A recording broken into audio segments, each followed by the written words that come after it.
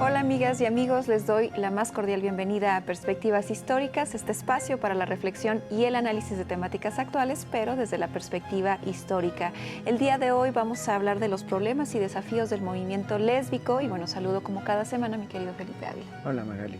Hola, ¿qué tal? Y bueno, nos da mucho gusto a Felipe, a mí, al equipo de Perspectivas Históricas que nos acompañe de nueva cuenta la doctora Teresa Inchaustegui, socióloga, politóloga y profesora de la Universidad Autónoma de la Ciudad de México. Muchísimas gracias por acompañarnos. Muchas gracias a ustedes por esta invitación segunda. Claro que sí. Para comenzar nuestro programa y como ya es costumbre, les invito a que veamos y escuchemos la siguiente cápsula.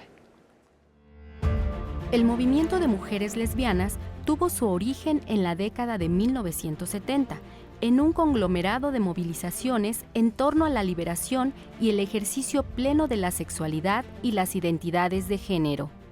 Conforme el movimiento se desarrollaba, las lesbianas promovieron espacios autónomos que derivaron en las primeras colectivas y organizaciones del tipo como Ácratas, Lesbos y Oikabet. La década de 1980 fue compleja para todo el movimiento LGBT. La pandemia provocada por el VIH trastocó la vida de personas de la comunidad y la lucha homosexual, y la solidaridad de las compañeras lesbianas se volcó en ese rubro. Fue en esta época donde vemos una organización más consolidada en la Coalición Nacional de Lesbianas y Homosexuales, por ejemplo. En el cierre de la década de 1980 y comienzos de 1990, tuvieron lugar el primer encuentro de madres lesbianas organizado por María Ortiz y Guadalupe González, y el primer encuentro lésbico feminista latinoamericano y del Caribe, lo que abrió la puerta para la discusión, diálogo y visibilización de las mujeres lesbianas y sus demandas en materia de derechos humanos. Celebrado el 13 de octubre de 1987, el encuentro se continuó desarrollando en diferentes sedes de América Latina y dio pie para la conmemoración del Día de las Rebeldías Lésbicas en el continente. En México, desde 2012, tiene lugar cada año la Marcha Lésbica, producto de una larga historia de lucha y persistencia en favor del amor y los derechos humanos de las mujeres lesbianas.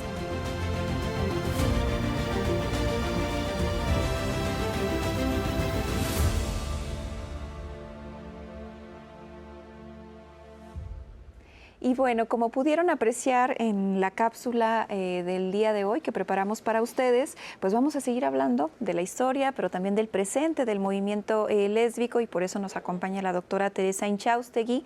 Y me gustaría, retomando aquel programa en el que nos acompañó para hablar de la historia, de las raíces del movimiento lésbico, pues hacer como una especie de recapitulación sobre esta historia y sobre todo por los estudios que usted ha realizado y que nos puede hacer como este resumen de la propia historia del movimiento. Bueno, yo, dijéramos, como politóloga no he podido dejar de intentar una periodización que viene como justamente en esa trayectoria de la construcción de la subjetividad política, ¿no? del actor político. Y bueno, veo que hay, dijéramos, un momento que viene desde el 77 o podríamos ponerlo antes del 75 si retomamos toda la experiencia hasta el 83 de este primer momento, Big Bang, la irrupción, la emergencia, el encuentro, el cambio que se opera intersubjetivamente entre todos los individuas que participan en estas movilizaciones, y que para el caso concreto de las organizaciones lésbicas va a ser este primer momento de los encuentros, pero encuentros interpersonales, encuentros informales, Hubo durante ese periodo 2 encuentros con el movimiento feminista, ¿no? Encuentros informales completamente, así como acercamientos. Y luego, pero ya de 83, 84 en adelante, el feminismo también ha entrado en otro proceso, ¿no? Y entonces se empiezan a dar los encuentros formales, convocatorias, el primer encuentro en Colima, el encuentro en Tasco, que es un encuentro internacional, en donde dijéramos ya las organizaciones del movimiento lésbico empiezan a plantear sus propias mesas y espacios de discusión. Desde un principio hubo esta empatía,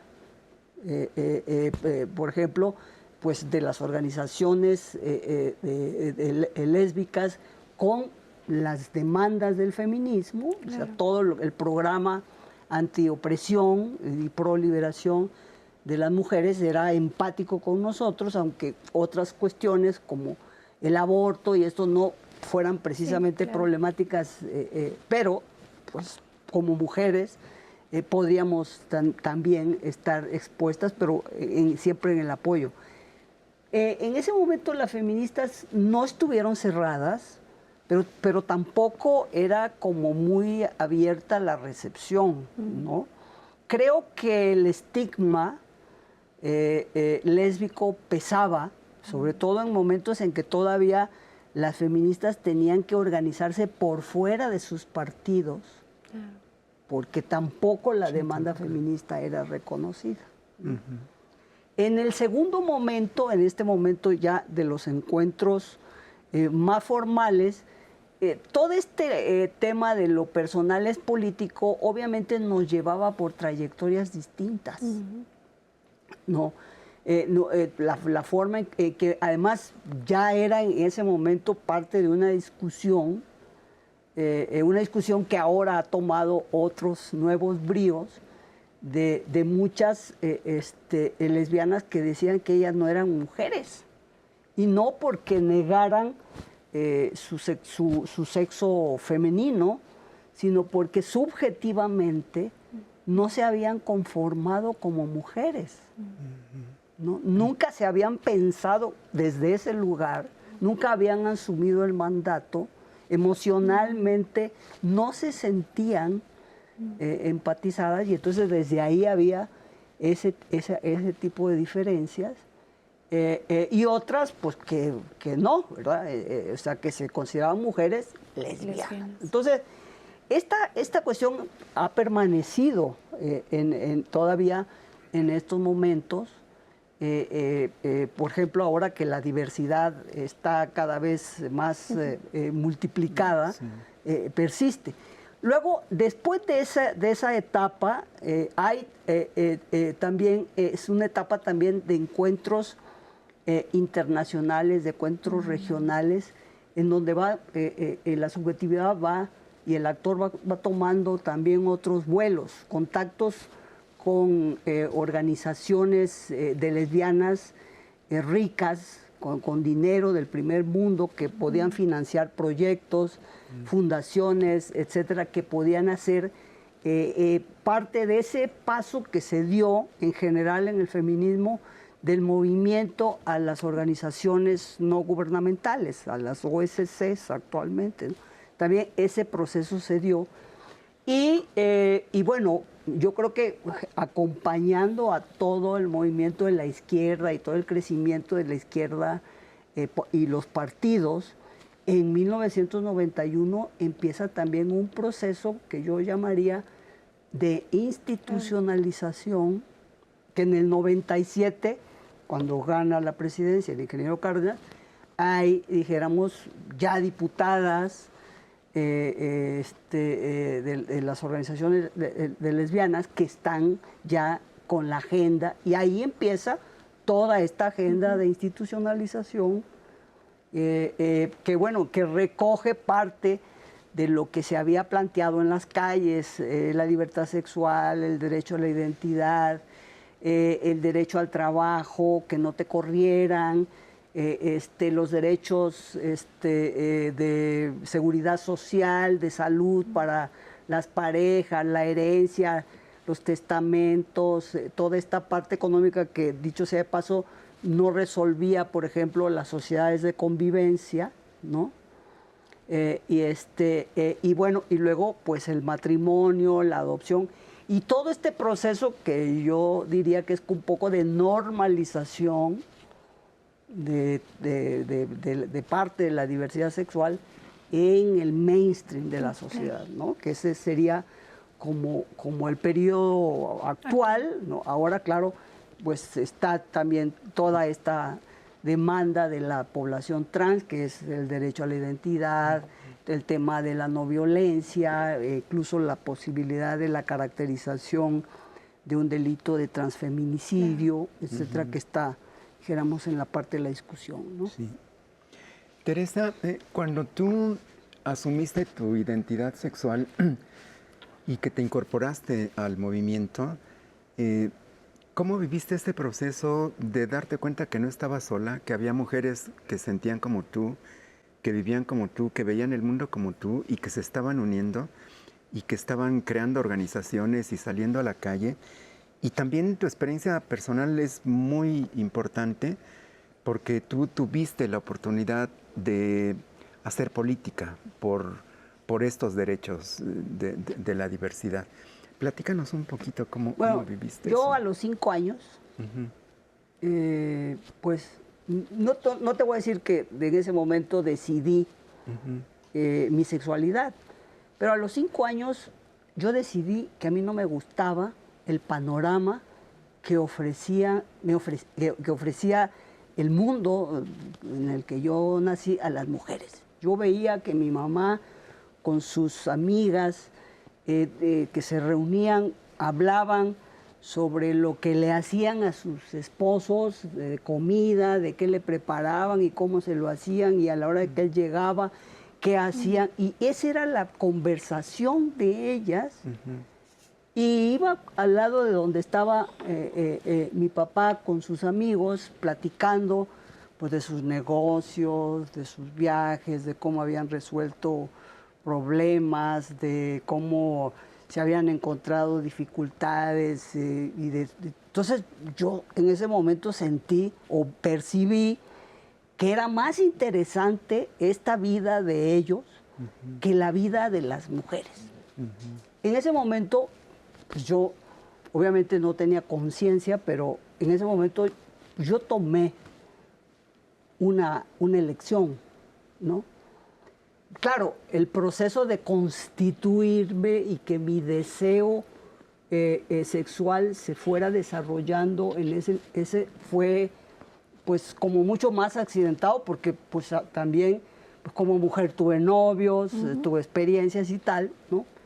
Pues hasta que llegó un momento en el que pues yo, al final de cuentas, pues decidí que realmente tenía mucho más empatía, acercamiento, facilidad y todo, para vivir mi relación amorosa con otra mujer, hacer una pareja, etcétera, que con un hombre que de muchas perspectivas me resultaba extraño, ¿no? Entonces, esa parte, yo, bueno, además, en el momento en que viene todo este surgimiento de los grupos, yo estaba en psicoanálisis. Y entonces estaba también como revisando pues toda mi vida, mis opciones, qué quería y qué tal.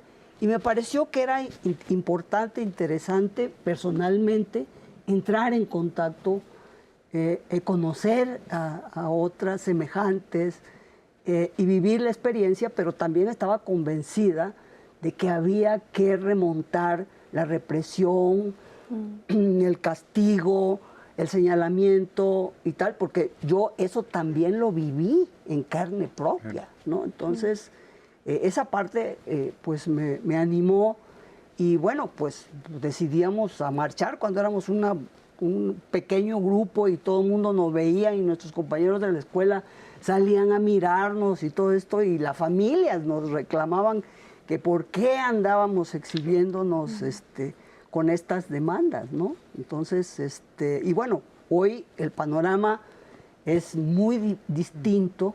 No digo que se hayan abierto de par en par las puertas, porque a mí me parece que sigue habiendo señalamiento, sigue habiendo represión, sigue habiendo estigmatización. A lo mejor en la Ciudad de México y en algunas colonias esto es como más open, pero en otros lados sigue siendo tremendo. Y sobre todo para las mujeres. Claro. Siguen teniendo las mujeres lesbianas mucho más opresión y mucho más señalamiento y llevando sus vidas escondidas. Y Teresa, volviendo a, que en realidad no es volviendo, todo lo atraviesa, pero volviendo a este tema de la relación del movimiento de mujeres lesbianas con el feminismo, digamos, en aquel programa también hablamos un poco como de estos encuentros, ¿no? Y también desencuentros. ¿Cómo lo ves hoy en día, también mirando al pasado, ¿no? A esa relación que podríamos decir que es tensa en algunos momentos?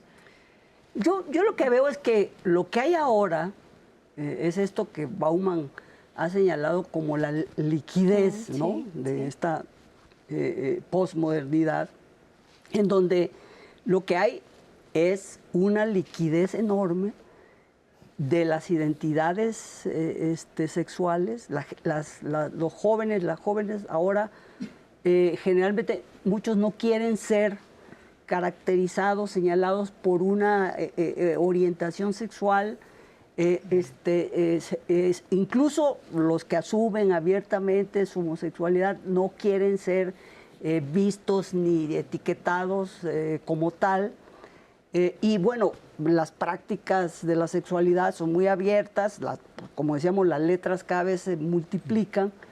Y eso, dijéramos, para una parte del feminismo, es como bien visto, porque de alguna manera se espera que con esta liquidez de los estereotipos se vayan ablandando, ¿no?, las formas de la masculinidad, ¿no? Y también se vaya modificando pues los estereotipos femeninos, ¿no? Otra parte del feminismo mira con más recelo esta cuestión, porque, por ejemplo, si en el tema de la diversidad la mayoría de la población, que somos las mujeres, terminamos siendo apellidadas como, o algunas terminan siendo apellidadas como mujeres cis, como si fuera otra minoría más, se siente un poco desplazadas, sobre todo cuando el ser mujer sigue siendo una categoría social, una subcategoría social.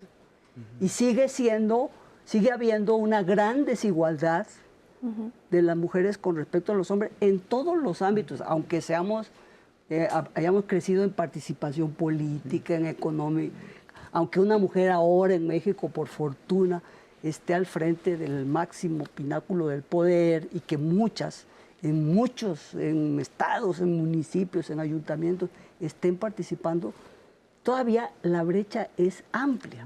Es decir, todavía hay una serie de problemas estructurales para la igualdad entre hombres y mujeres, y por lo tanto, dijéramos, el quedarnos como una colita de todas las letras de la diversidad sexual es como desplazar esa parte, ¿no? O sea, ahí está justamente el debate. Ahora, yo pienso que mientras toda esta fragmentación, porque hay una cosa interesante que está relacionada tanto con los conflictos de género entre hombres y mujeres, que son conflictos cooperativos en el hogar, en el trabajo, en muchas formas.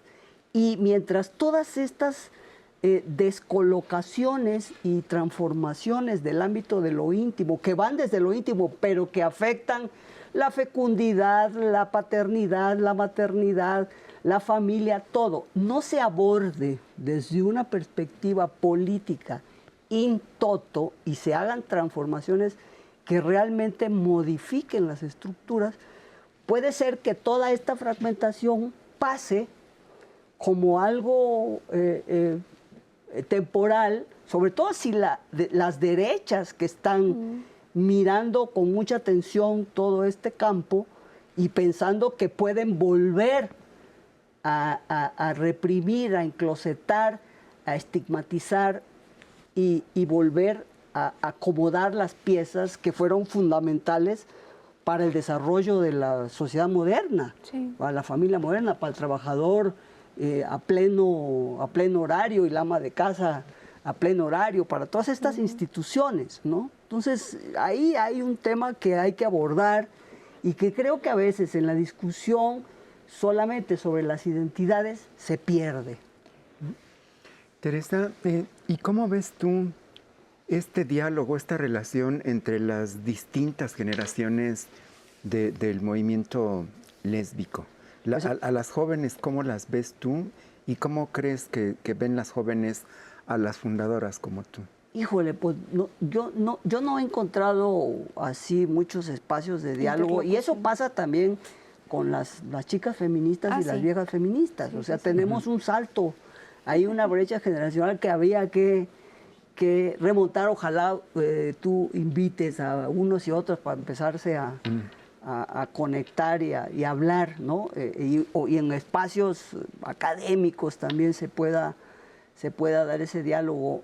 Yo veo que hay mucha efervescencia, como decía, siempre en algunos lugares, siempre donde se puede, no es tan abierto. Y bueno, creo que pues es algo que me gusta, que se manifieste en las calles, que salgan y tal. Creo que tiene dijéramos, es un oleaje cultural que baña muchos procesos, muchas formas, que se manifiesta sociológicamente hablando, no sé, en las formas de vestir, en las formas de consumir, en las formas de relacionarse, en la música. O sea, en la música veo en cantidades de grupos, muchas lesbianas que cantan, que componen, que hacen, y me parece muy, muy rico todo eso, pero sí hace falta. Que se tome un poco la hebra, ¿no? Y que se discutan estas cosas intergeneracionalmente. Así es, yo creo que es también uno de los trabajos que tienen que realizar las historiadoras y los historiadores, ¿no?, del tiempo presente para construir memoria y también encuentros con las nuevas generaciones. Te agradecemos muchísimo, doctora Teresa Inchaustegui, por esta conversación en torno a los problemas y desafíos del movimiento lésbico. A ustedes les agradecemos su compañía. Los invitamos a seguirnos en redes sociales, a vernos en YouTube, pero también a escucharnos en nuestro podcast en las diferentes plataformas. Los esperamos la próxima semana.